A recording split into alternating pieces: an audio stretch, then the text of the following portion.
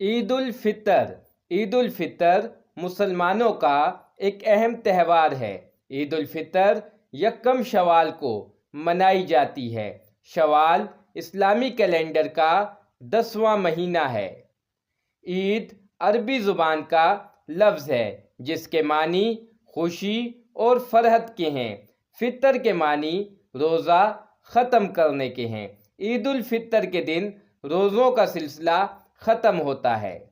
عید الفطر کے روز اللہ تعالیٰ بندوں کو روزوں اور رمضان کی عبادات کا ثواب عطا فرماتا ہے۔ عید الفطر کو چھوٹی عید کے نام سے بھی جانا جاتا ہے۔ عید الفطر دنیا کے کونے کونے میں منائی جاتی ہے۔